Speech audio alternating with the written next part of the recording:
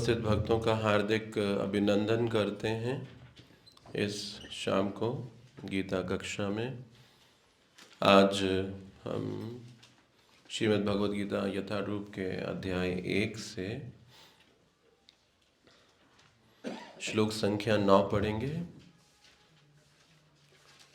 मंगलाचरण प्रार्थना हमारे पीछे दोहराइएगा।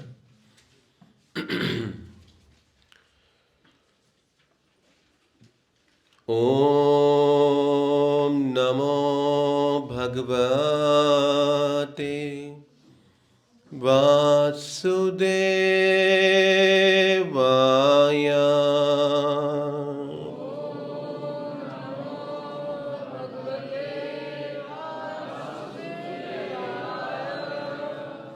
ओम नमो भगवते वासुदेवाय।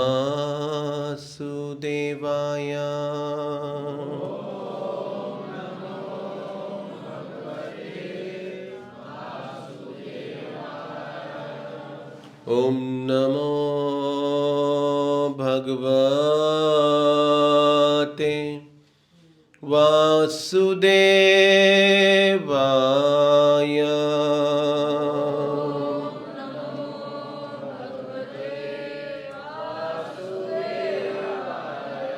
पढ़ रहे हैं श्रीमद् भगवद गीता यथारूप के अध्याय 1 से शीर्षक कुरुक्षेत्र के युद्ध स्थल में सैन्य निरीक्षण।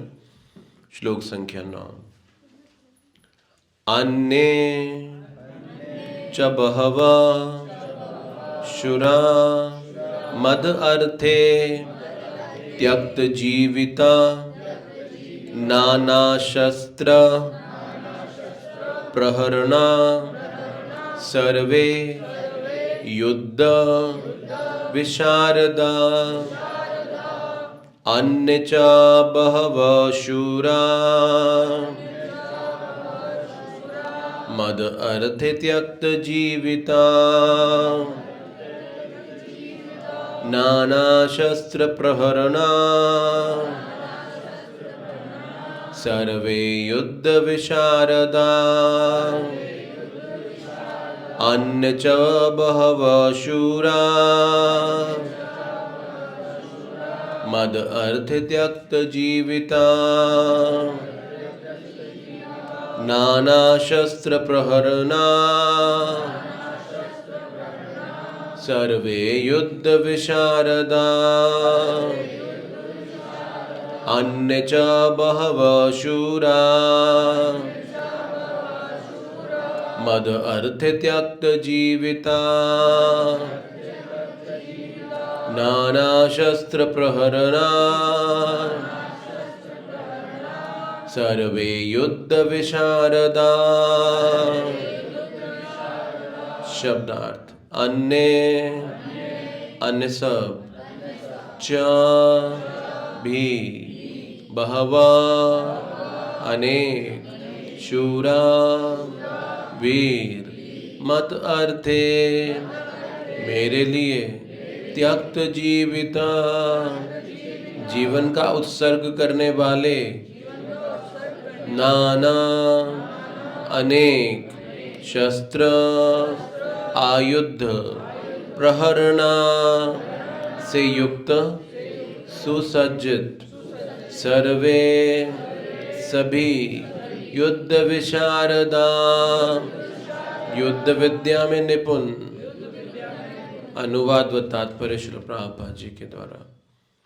ऐसे अन्य अनेक वीर भी हैं जो मेरे लिए अपना जीवन त्याग करने के लिए उद्यत हैं।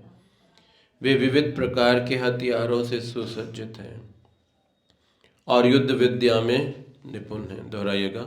ऐसे अन्य अनेक वीर भी हैं जो मेरे लिए अपना जीवन त्याग करने के लिए उद्यत हैं।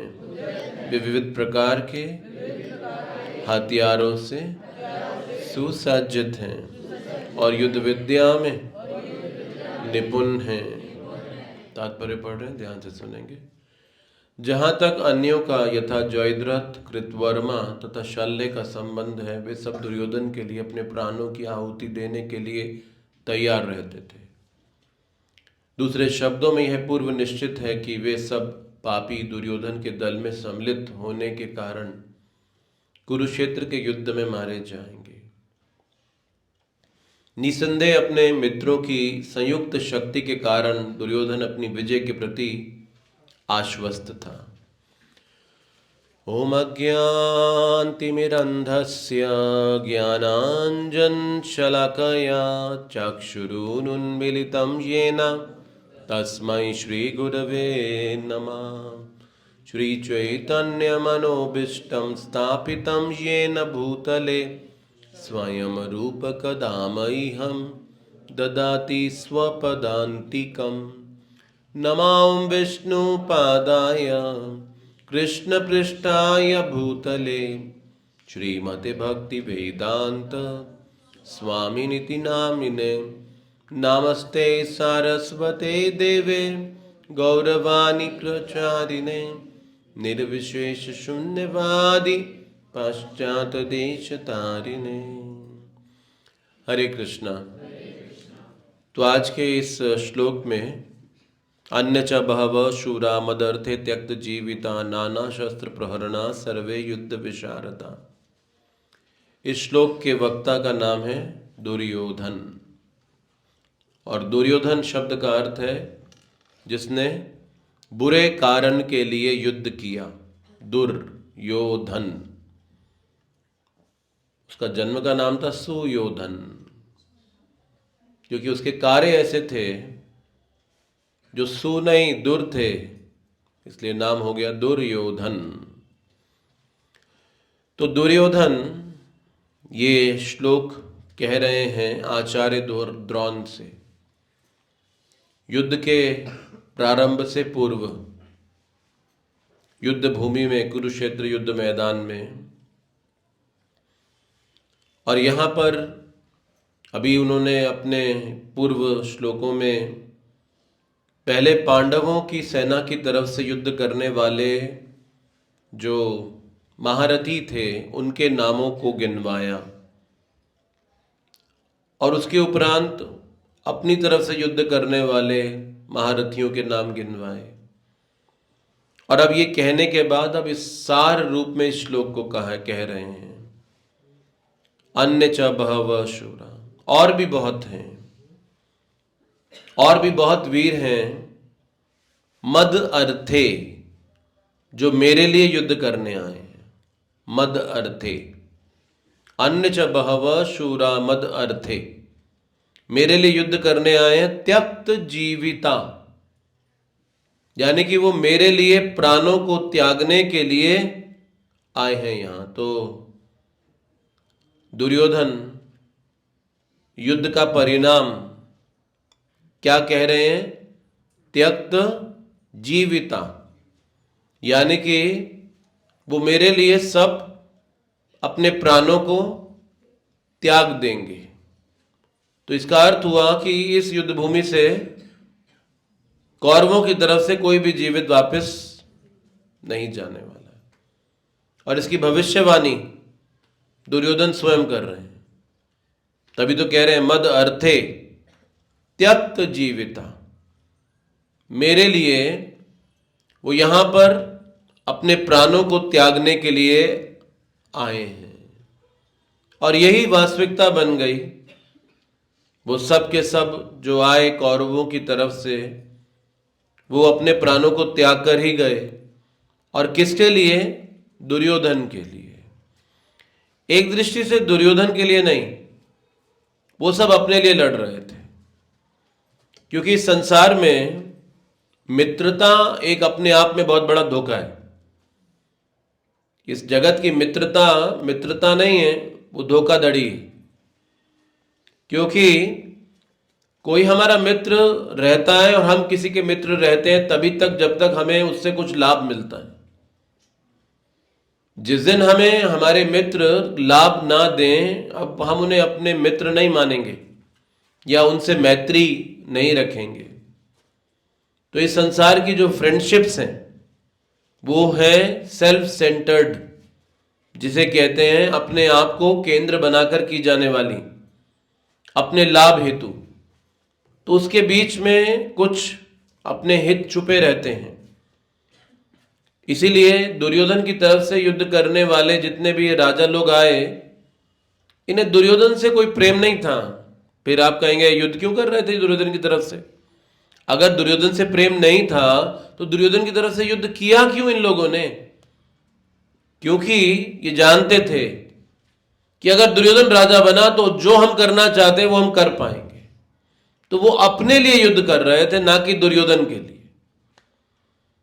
वो दुर्योधन को राजा इसीलिए बनाना चाहते थे ताकि वो स्वतंत्रता पूर्वक अपना जीवन जी सकें, क्योंकि अगर पांडव आ गए तो वो स्वतंत्र नहीं रह पाएंगे, क्योंकि वो कुशल शासक थे, वो धर्मपरायण थे। तो हालांकि दुर्योधन का ये कहना मद अर्थे त्यक्त जीविता, कि ये मेरे लिए अपने प्राणों को त्यागने के लिए आए हैं, ये दोनों शब्दों, इन शब्दों से दो अर्थ निकल रहे हैं। एक तो ये दुर्योधन की वाक्य सत्य साबित हो गए, वो सब प्राण त्याग कर ही गए। और दूसरी बात, दुर्योधन इस भ्रम में है कि ये मेरे लिए आए हैं। वो दुर्योधन के लिए नहीं आए हैं, वो अपने लिए आए हैं। वो अपने लाभ के हेतु, अपने हित के लिए वहां पर खड़े थे युद्ध भूमि में। नाना शस्त्र प्रहरणा, अनेक प्रकार के हथियारों से सुसज्जित, सर्वे युद्ध विशारदा, और युद्ध विद्या में निपुण थे। तो भले ही वो हथियारों से सुसज्जित थे और युद्ध विद्या में निपुण भी थे, लेकिन एक कमी थी उनके साथ। जैसे रामायण में भी एक बहुत बड़ा युद्ध हुआ, रावण और भगवान श्री रामचंद्र जी की सेना के मध्य में।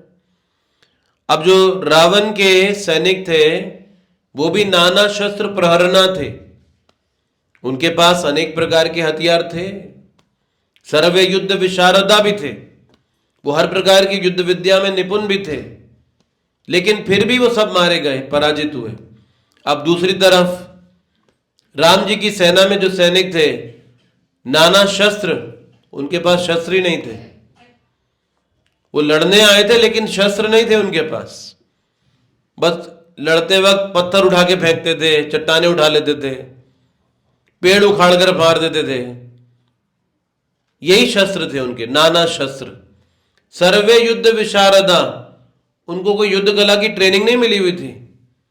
जैसे किसी भी देश में वहां की आर्मी को ट्रेनिंग दी जाती है दिन प्रतिदिन युद्ध के लिए, नाना प्रकार की युद्ध की तरीके सिखाए जाते हैं, अलग अलग प्रकार के हथियार चलाने सिखाए जाते हैं, लेकिन भगवान राम की सेना के सैनिकों को कोई प्रशिक्षण नहीं मिला था, लेकिन फिर भी वो विजयी हुए थे। तो उसी प्रकार से दुर्योधन का ये कहना कि मेरी सेना के जो लोग हैं इनके पास अलग अलग प्रकार के शस्त्र हैं, ये युद्ध कला में बड़े निपुण हैं, लेकिन एक चीज दुर्योधन बार बार नहीं देख पा रहे, एक चीज दुर्योधन आंक नहीं पा रहे, उसका मूल्य नहीं समझ पा रहे, और वो है भगवान की उपस्थिति पांडवों की तरफ से। ये बात दुर्योधन नहीं पढ़ पा रहे। इसीलिए गीता में भगवान कृष्ण कहेंगे आगे कि उन्हें कौन जानता है, उन्हें समझने की योग्यता किसके पास है। वो कहते हैं भक्त्या माम अभिजानती, कौन परिचित है मुझसे, कौन मुझे जान पाएगा, या मुझ तक पहुंचने की योग्यता किसके पास है। तो कहते हैं भक्त्या, जो भक्त होगा वही मुझे जान पाएगा।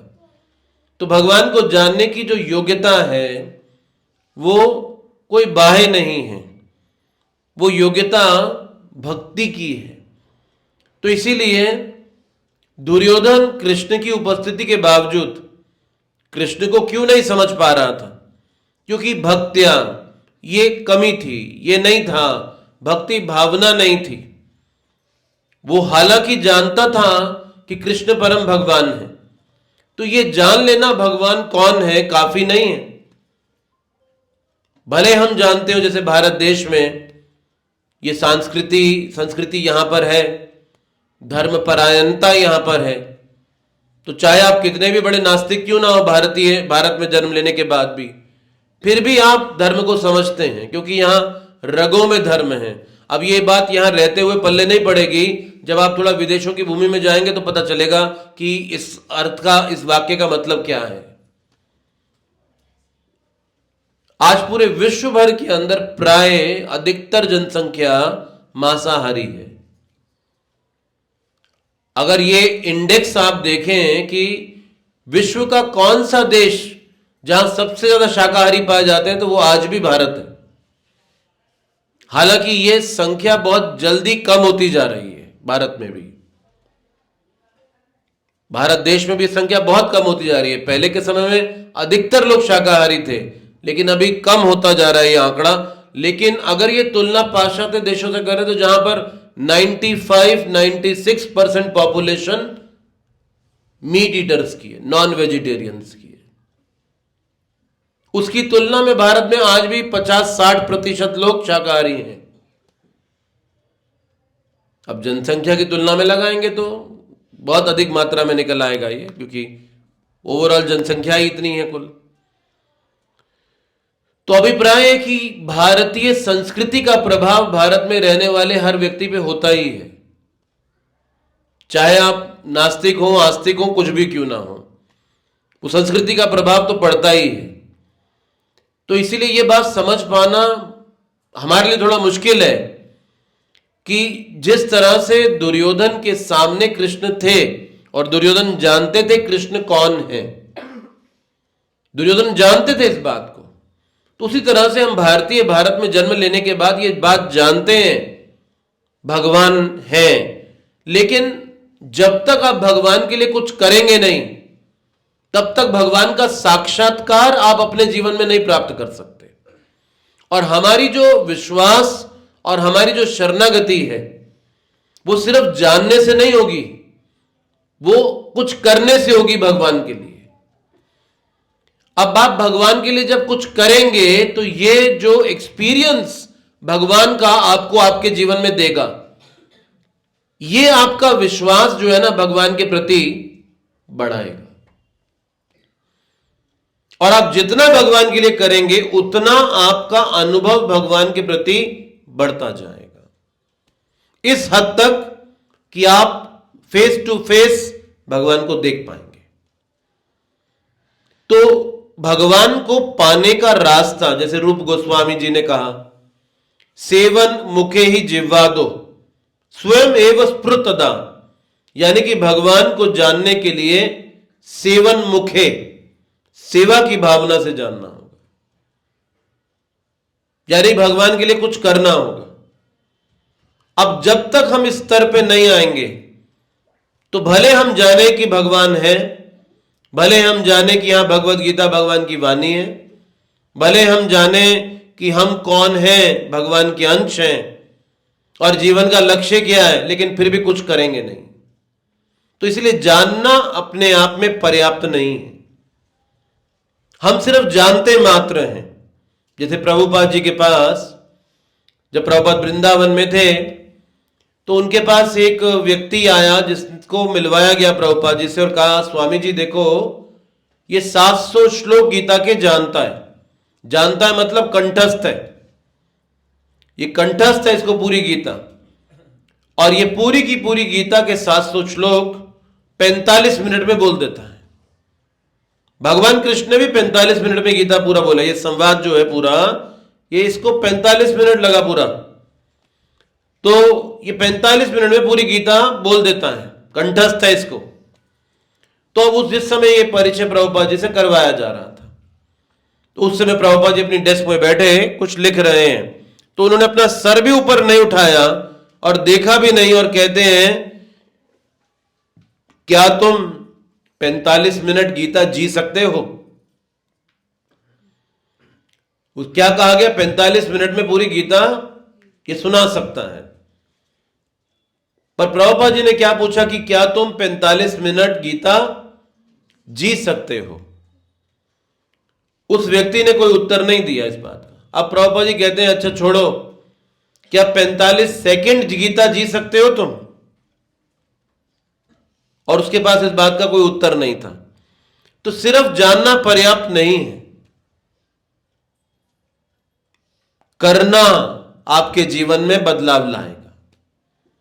अगर आप वास्तव में अपने जीवन में परिवर्तन चाहते हैं तो, है ना, भारत में एक समस्या है कि हम लोग वो क्या कहते हैं, दर्शन को, फिलॉसफी को आर्म चेयर डिस्कशन बना देते हैं।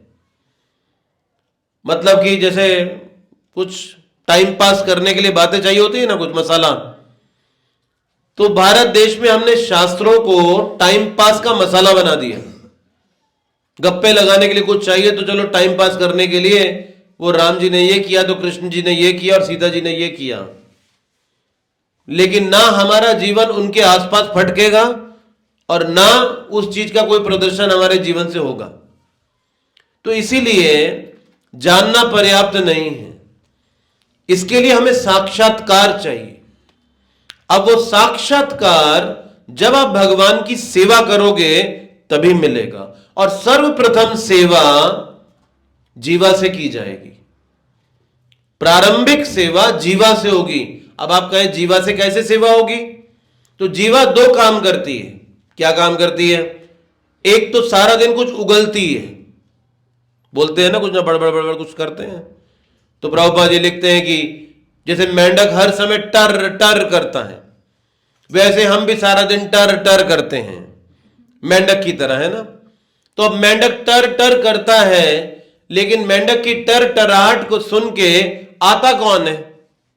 ऐसा तो नहीं है कि कोई संगीत सुनने आता है कि इसकी रिकॉर्डिंग कर लो फिर यूट्यूब पर डालेंगे, कितनी सुंदर वाणी है ना इसकी।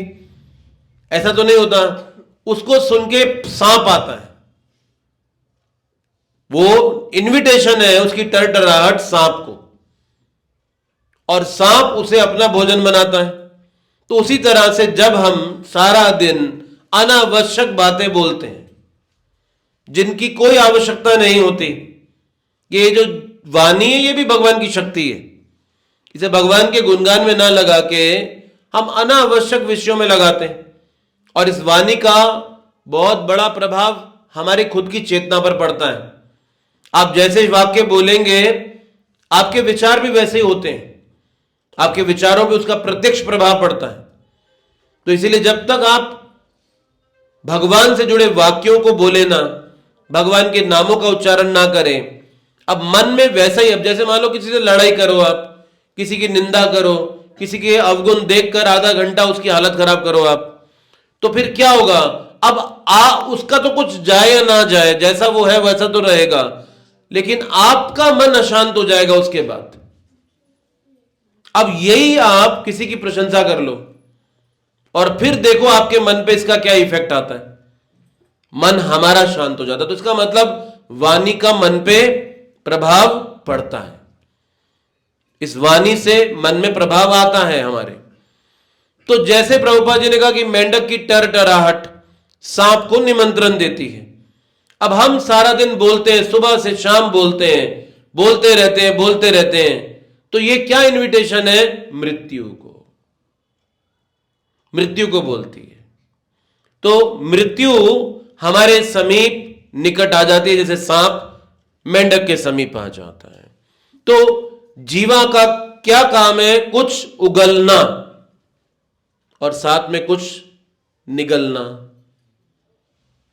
कुछ खाते हैं हम, तो ये दोनों काम आपको भगवान से जोड़ने होंगे। तो बोलेंगे तो भगवान के नाम, हरे कृष्णा हरे कृष्णा कृष्णा कृष्णा हरे हरे हरे राम राम राम हरे हरे। तो ये जीवा का एक उपयोग है। दूसरा जीवा का उपयोग, भगवान को भोग अर्पित करके प्रसाद सेवा करना, प्रसाद पाना, बिना भोग लगाए कुछ ना खाना, सेवन मुखे ही जिह्वा दो। तो प्रथम सेवा जीवा से शुरू होगी। तो जब आप इस जीवा को भगवान के गुणगान और भगवान के प्रसाद को सेवन करने में लगाएंगे, ये सर्वप्रथम आपका संबंध भगवान से स्थापित करेगा। अब इसके बाद अन्य इंद्रियों की बारी आएगी। आंखें, कान, नासिका, त्वचा, फिर कर्म इंद्रियां, हाथ पैर आदि, फिर अन्य इंद्रियां भी भगवान की सेवा में लगेंगी। तो सर्वप्रथम जीवा लगेगी, फिर उसके बाद अन्य इंद्रियां। अब जब सब इंद्रियां भगवान की सेवा में लगेंगी, अब इन इंद्रियों की राजधानी है और उसे कहते हैं मन। क्योंकि मन क्या करता है? इंद्रियों को नियंत्रित करता है। हम आंखों से नहीं देखते, मन जो दिखाता है वो देखते हैं। हम कानों से सुनते नहीं, मन जो सुनवाता है वो सुनते हैं। तो ये मन राजधानी है इंद्रियों की। ये मन क्या करता है? डिक्टेशंस देता है इंद्रियों को, निर्देश देता है, और जो डिक्टेशंस देता है वो हम इन इंद्रियों से संपन्न करते हैं। तो फिर जब इंद्रियां लगेंगी तो अब इसका प्रभाव क्या पड़ेगा? हमारे मन पे प्रभाव पड़ेगा। यानी कि अब मन भी लगेगा। तो हमारी गलती क्या रहती है? हम कहते हैं जी मन नहीं करता हमारा, माला तो पकड़ते हैं लेकिन मन नहीं करता, गीता तो पढ़ना चाहते हैं लेकिन मन नहीं करता, प्रवचन तो सुनना चाहते हैं लेकिन मन नहीं करता। तो हम सीधा कैपिटल पे अटैक कर रहे हैं। अटैक कैपिटल पे नहीं होगा, अटैक पहले बॉर्डर पे होगा, यानी कि इंद्रियों पे होगा। तो पहले इंद्रियां लगेंगी, बाद में मन लगेगा। तो जब तक आप इंद्रियों को भगवान की सेवा में ना लगा लें, तब तक मन लग ही नहीं पाएगा।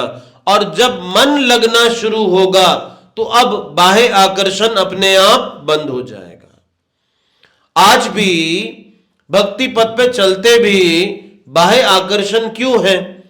उल्टा बाह्य आकर्षण हमको ज्यादा आकर्षित करता है, बजाय कि जो भगवान के प्रति हमारा आकर्षण होना चाहिए। अब देखो, भगवान के सामने जब खड़े होते हैं, दर्शन करते हैं, तो कितने सेकंड्स हम दर्शन कर पाते हैं? आप अगर घड़ी स्टॉप वॉच लगाकर देखें, और ऐसा नहीं कि ये सोचकर देखें कि आज मुझे प्रूव करना है कि मैं ज्यादा देर दर्शन करता हूं। आप नेचुरली देखो, आप कितने सेकंड खड़े हो पाओगे या कितने मिनट खड़े हो पाओगे? हार्डली 1-2 मिनट या 3 मिनट मैक्सिमम। लेकिन मूवी हॉल में जाते तो कितने मिनट देखते हैं आंख खोल के? कितने? 120 मिनट। तो वहां पर जाकर 120 या 180 मिनट बैठेंगे, लेकिन यहां 3 मिनट नहीं खड़ा हुआ जाएगा हमसे। क्यों? वहां पर 180 मिनट आंख खुली रहती है और यहां 3 मिनट में घड़ी दिखती है, मोबाइल का फोन दिखता है। क्यों? क्योंकि आकर्षण उधर ही है जी, इधर नहीं है आकर्षण अपने को। क्यों है उधर आकर्षण? क्योंकि मन उधर है ना।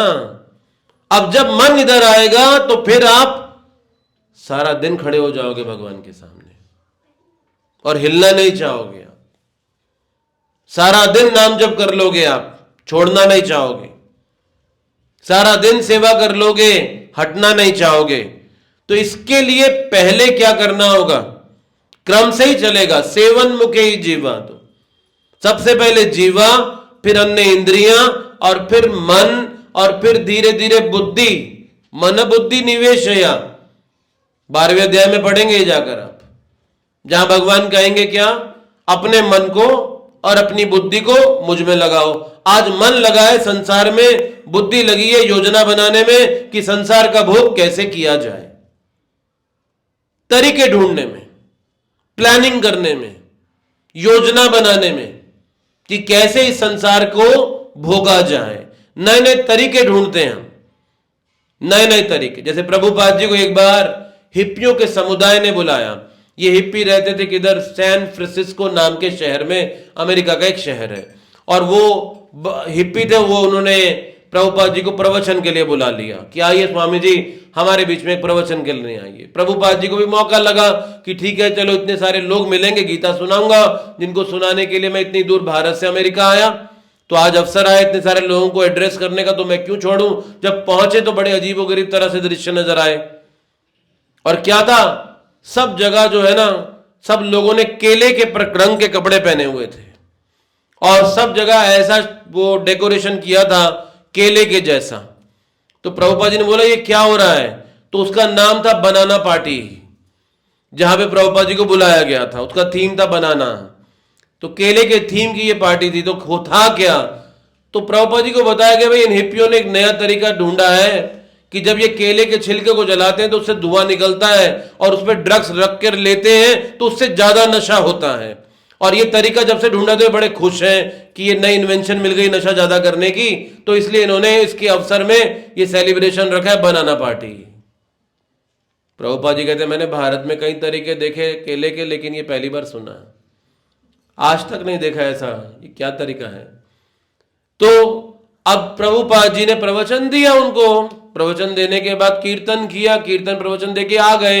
अगले दिन सैन फ्रांसिस्को के इस्कॉन के मंदिर में कुछ हिप्पी लोग आए उधर से और बोले वो स्वामी जी किधर है जो कल आए थे। बोले वो व्यस्त है अभी। उनके सचिव ने कहा, बोला क्या काम है। बोले हम 4-5 क्रेट केले के लाए हैं स्वामी जी को देने के लिए।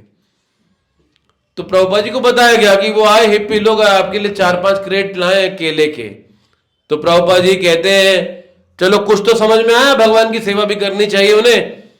पर वो सचिव ने कहा प्रभुपाद जी लेकिन वो कह रहे छिलके वापस चाहिए सारे के सारे, केला भगवान को दे दो। तो कहने की अभिप्राय है कि भगवान की सेवा को करे बगैर आप उनका साक्षात्कार कभी जीवन में प्राप्त नहीं कर पाओगे।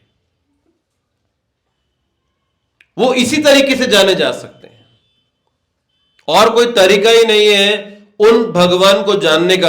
अन्यथा आप सोचो ना कि दुर्योधन के तो सामने तो खड़े हैं भगवान,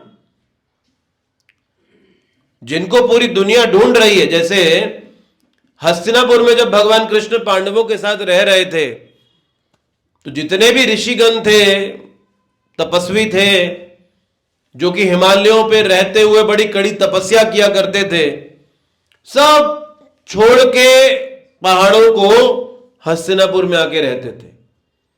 और उनसे लोग पूछते थे भाई क्या हो गया आपको, आप तो बद्रीनाथ रहते थे, आप केदारनाथ रहते थे, आप गंगोत्री रहते थे, यमुनोत्री रहते थे, आप वो सब छोड़ के इधर क्यों आ गए। बोले जिसको ढूंढने वहां जाते थे वो तो इधर रहता है,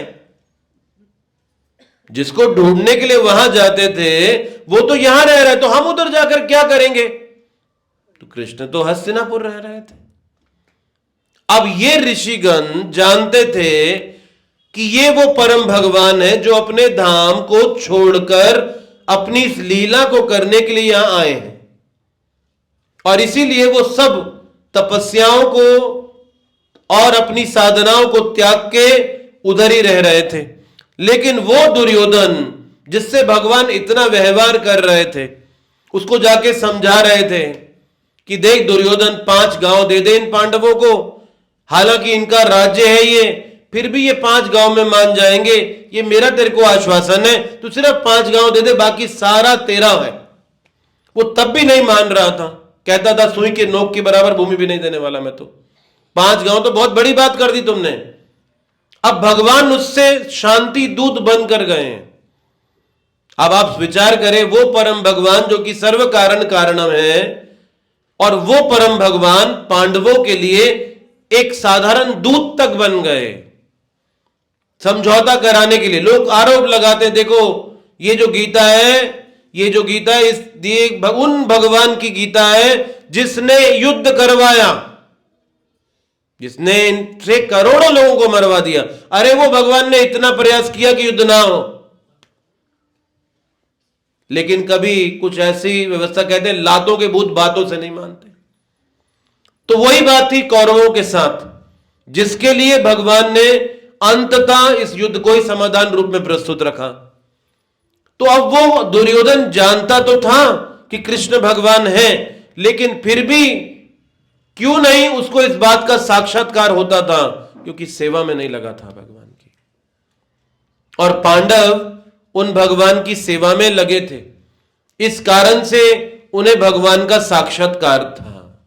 तो इसलिए हम सबको भी भगवान के साक्षात्कार को प्राप्त करने के लिए, और याद रखिएगा जब तक आपको भगवान का एक्सपीरियंस नहीं होगा आप इस रास्ते पे रुक नहीं पाओगे। इस रास्ते पे वही रुक सकता है जिसे भगवान का अनुभव होगा।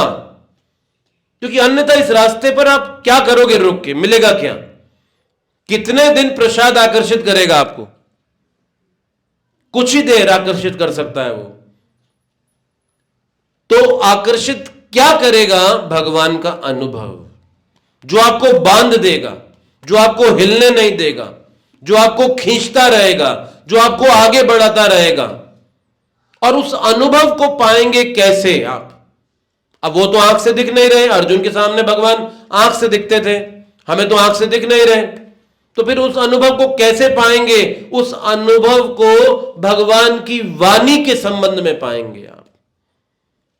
तो ये जो भगवान के नाम है, ये जो गीता की वाणी है, भागवतम की वाणी है, इस वाणी के संबंध में आप भगवान को अपने हृदय में कैद कर पाएंगे, इस वाणी के साथ संबंध बनाकर। तो इसीलिए इस नाम जप को प्रत्येक दिन अधिक से अधिक मात्रा में करने की हमें भरपूर कोशिश करनी चाहिए।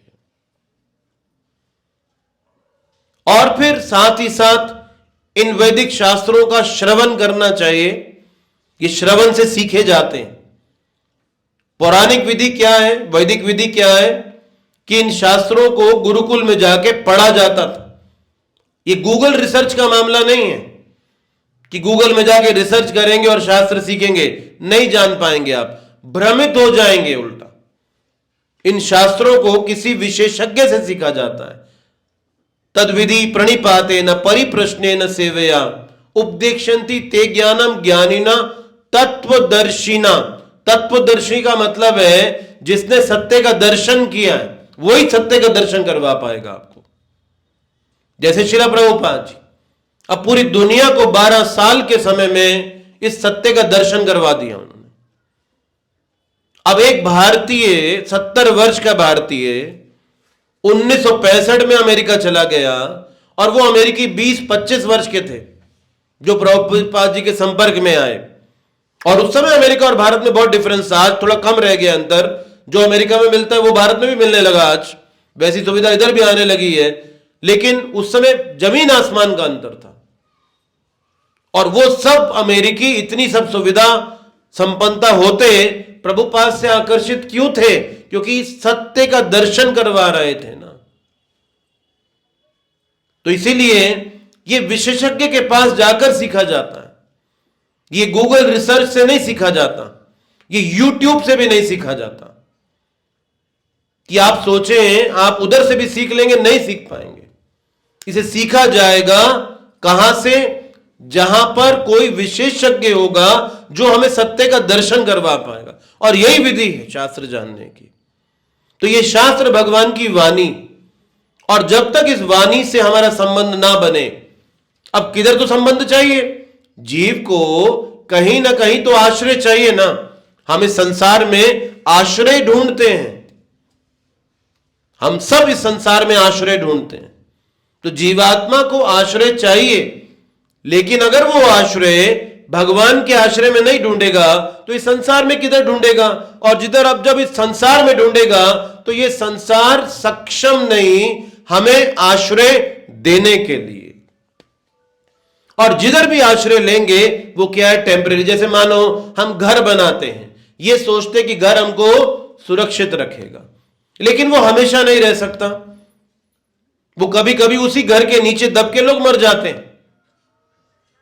एक बार जब गुजरात में बहुत समय पहले बड़ा भयानक भूकंप आया था भुज में, तो एक बिल्डिंग, एक हाई राइज थी,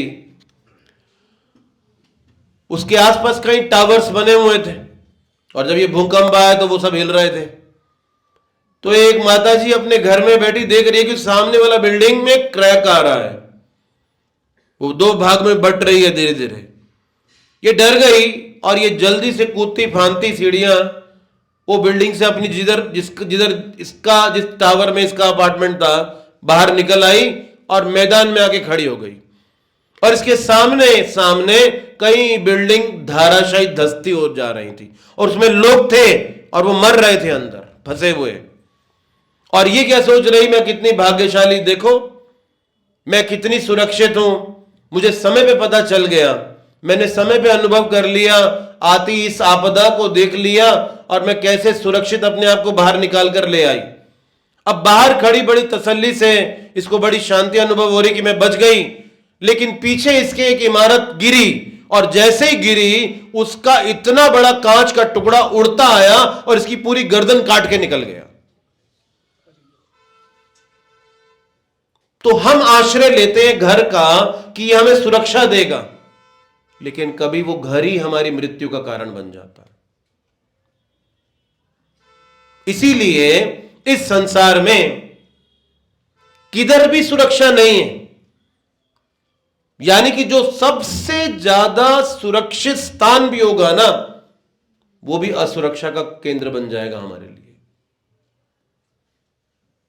तो हम अपनी प्रोटेक्शन के लिए कुछ भी क्यों ना कर लें, हमें बचाया तब तक नहीं जा सकता जब तक भगवान ना चाहे। तो हमारी कोई भी व्यवस्था सक्षम नहीं हमारी रक्षा करने में। एकमात्र भगवान की सुरक्षा हम सबको हर परिस्थिति में सुरक्षित रखने में सक्षम है, भले आपके पास अपनी सुरक्षा का कोई साधन हो भी या ना हो। अब हमारी समस्या यह है, हम सोचते हैं कि हमारे साधन, हमारी क्षमता, हमारी बुद्धि, हमारा धन, हमारी संपदा ये हमें बचाएगी, हमारा परिवार हमें बचाएगा, लेकिन कोई भी हमें सुरक्षा देने में योग्य नहीं है, एकमात्र भगवान के। इसलिए वो कहते हैं परित्राणाय साधूनाम विनाशायत दुष्कृतनाम। परित्राण का मतलब है कि मैं सुरक्षा देता हूं, तो भगवान से जुड़ी सुरक्षा, भगवान से जुड़ा आश्रय। तो बिना आश्रय के कोई जीव रह नहीं सकता। हम सबको सुरक्षा आश्रय चाहिए और वो मिलेगा भगवान के आश्रय में। अब वो भगवान का संबंध हमें उनकी वाणी में मिलता है। इसलिए भगवत गीता क्या है? भगवान के द्वारा गाया गया गीत, इस भगवत गीता जो भगवान ने स्वयं बोला, भगवान की वाणी। अब क्यों बोली? अपना संबंध देने के लिए प्रस्तुत की गई है। तो इसीलिए भले यहां पर दुर्योधन अपनी क्षमताओं से गर्वित है, अपनी उपलब्धियों से गर्वित है, और हम सब अपनी उपलब्धियों से गर्वित हैं। हमें लगता है कि हम सब सक्षम हैं, हमें क्या आवश्यकता भगवान की अपने जीवन के अंदर। लेकिन कोई उपलब्धि दुर्योधन की रक्षा नहीं कर पाई, कोई साधन दुर्योधन को बचा नहीं पाया।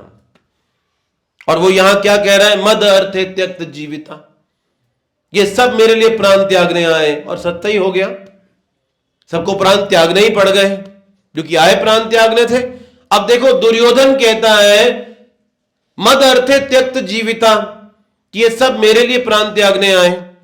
और उधर जब कृष्ण अर्जुन को कहते हैं, तब जब अर्जुन कहते हैं कि भगवान ना योतस्य इति गोविंदा, कि मैं युद्ध नहीं करूंगा, ये कृष्ण मैं युद्ध नहीं करूंगा, तो भगवान क्या कहते हैं अर्जुन को? तुम भले युद्ध करो या ना करो, ये मेरी व्यवस्था के द्वारा पहले ही मारे जा चुके हैं। निमित्त मात्र भव सव्य सचि साची, तुम्हें सिर्फ निमित्त बनना है और श्रेय लेना है। इनमें से कोई भी यहां बच के बाहर नहीं निकलेगा, ये भगवान ने निर्धारित कर दिया था पहले। तो दुर्योधन ने कहा मद अर्थे त्यक्त जीविता, और भगवान अर्जुन को कहते हैं इनमें से बचकर कोई नहीं जाने वाला। तो ये प्री डिसाइडेड था, मैच फिक्स हो गया था कि कौन सी टीम ने जीतना है, कौन सी टीम ने हारना है, ये पूर्व निर्धारित था। लेकिन फिर भी दुर्योधन इस बात को भांप नहीं पाया, इस बात को देख नहीं पाया, क्योंकि भगवान तो शरणागति से जाने चाहते हैं। तो इसे कहते हैं विनाश काले विपरीत बुद्धि। तो जब विनाश का समय हो तो फिर बुद्धि काम नहीं करती है, क्योंकि बुद्धि शक्ति है भगवान की, वो एक असुर का साथ कैसे देगी? बुद्धि भगवान की शक्ति है, वो आपकी संपत्ति नहीं है। ये गलत फहमी है हमें कि ये बुद्धि मेरी संपत्ति है। अरे ये दिमाग मांस का टुकड़ा है, बुद्धि विवेक है, निर्णय लेने की क्षमता है वो। और अगर हमारे पास भगवान की कृपा नहीं है तो ये क्षमता चली जाएगी हमसे। ये क्षमता भगवान की कृपा से ही काम करती है। प्रभुपाद जी सतत कितना 80 वर्ष की आयु में जब देह त्याग रहे थे, 14 नवंबर 1977 का समय था, 7:20 का समय था रात्रि का, और उस समय तक आखिरी सांस लेने तक श्रीमद् भागवतम का अनुवाद कर रहे थे। वो लेटे हुए हैं उस पलंग पे, शरीर चल नहीं रहा, बिल्कुल जीर्ण हो चुका है, इतनी भी क्षमता नहीं कि उंगली उठा सके। और एक शिष्य ने एक रिकॉर्डिंग मशीन मुंह के पास लगाई है, दूसरा शिष्य भागवतम लेकर बैठा है, श्लोक पढ़ता है और प्रभुपाद जी उस पे तात्पर्य बोल रहे हैं। आप देखो कैसे बुद्धि काम कर रही है। शरीर काम नहीं कर रहा लेकिन बुद्धि तब भी काम कर रही है, और वो लिखे गए हैं सब तात्पर्य जो उस समय तक बोले गए प्रभुपाद जी के द्वारा, वो छापे गए हैं भागवतम में। ये शक्ति है भाई भगवान की। जब आप भगवान के अनुकूल जीवन ना जियो तो ये बुद्धि साथ कैसे देगी? आज पूरे विश्व भर में यही तो हो रहा है, एक व्यक्ति अपने आप को खुद ही तो मारने में लगा हुआ है। भगवान को दंड देने के लिए कुछ ज्यादा करने की जरूरत नहीं हमको, बस बुद्धि छीन लेते हैं। जा अब जी, अब हम ऐसा करेंगे कि खुद अपने विनाश का कारण स्वयं बन जाएंगे। और यही था दुर्योधन के साथ। तो इसीलिए इस जीवन की सफलता संसार की दृष्टि में बड़ा बनने में नहीं है। इस जीवन की सफलता भगवान की सेवा में बड़ा बनने में है। वो होगी वास्तव में जीवन की सफलता। अब हम कुछ सालों के लिए संसार की वाहवाह ले लेंगे, लेकिन जब हम देह छोड़कर जाएंगे, ना वो संसार साथ आने वाला, ना कोई जानने वाला कि हम कहां गए और कहां नहीं। अब कौन सिकंदर को याद रखता, कौन नेपोलियन को याद रखता, कहां गए वो बड़े बड़े प्रसिद्ध लोग, कोई नहीं जानता आज उन्हें। लेकिन आज तक 20 लाख वर्ष हो गए इस बात को, हनुमान जी का नाम आज तक लिया जाता है। 20 लाख वर्ष हो गए, त्रेता युग गए, और आज तक उन हनुमान जी से प्रेरणा ली जा रही है। 5000 वर्ष हो गए अर्जुन को गए, लेकिन आज तक उनकी चर्चा की जा रही है। तो जब आप भगवान की सेवा में बड़े बने तो आप अमर हो जाते हैं। आप दुनिया के धनी से धनी भी व्यक्ति बन जाएं, कोई नहीं जानता हमारे जाने के बाद वो कहां गए, भुला दिए जाते हैं। तो इसलिए फिर इस संसार के लिए जीवन जीने में लाभ ही क्या है? क्यों नहीं इस जीवन की शक्ति को, समय को भगवान की सेवा में लगाएं, जो कि इस जीवन की परम सिद्धि है। और ये काम तो शिला प्रभुपाद जी ने किया, कर कर दिखाया अपने उदाहरण से। सिर्फ ऐसा नहीं कि लिख कर गए अपनी किताबों में, स्वयं साक्षात अपने उदाहरण को प्रस्तुत किया। और आज देखो प्रभुपाद जी को गए इतने वर्ष हो गए, लेकिन आज तक पूरे विश्व भर के बड़े बड़े नेता भी प्रभुपाद जी का गुणगान कर रहे हैं कि क्या इन स्वामी जी ने काम किया।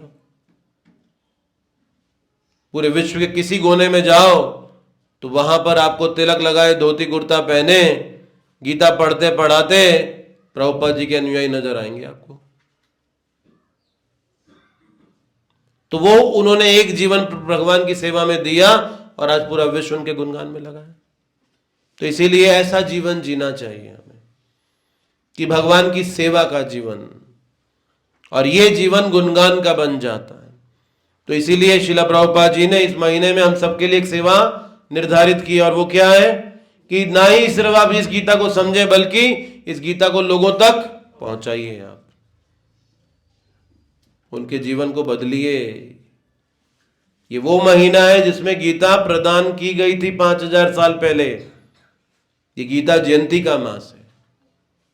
तो इसलिए क्यों नहीं हम थोड़ा परिश्रम करें और इन इंद्रियों को भगवान की सेवा में लगाएं, अपने संपर्क सूत्रों में जाएं, अपने दोस्तों के पास जाएं, अपने कस्टमर्स के पास जाएं, अपने ऑफिस में कलीग्स के पास जाएं और उन्हें कहें कि देखो इस महीने में गीता बोली गई थी, बड़ा पवित्र है ये मार्गशीर्ष महीना, तो आप गीता पढ़िए, अपने जीवन को बदलिए। ये हमारी सारी चिंताओं को दूर करने का खजाना इधर दिया गया है। आप खुशी से जीवन जी सकते हैं। क्यों आप रोते रहना चाहते हैं हर समय? पढ़िए, सीखिए, समझिए और अपने जीवन को सफल बनाइए। बस इतना ही तो हमने करना है। इतना करने मात्र से हमारा जीवन शुद्ध होता है। तो हमें कम से कम अपने भले के लिए तो कुछ करना ही चाहिए। और ये बड़ी विशेष सेवा है जो भगवान के अन्य जीवों को इस संदेश को पहुंचा कर की जा सकती है। तो ये महत्वपूर्ण शिक्षा आज हम इस श्लोक से ले रहे हैं। हरे कृष्णा।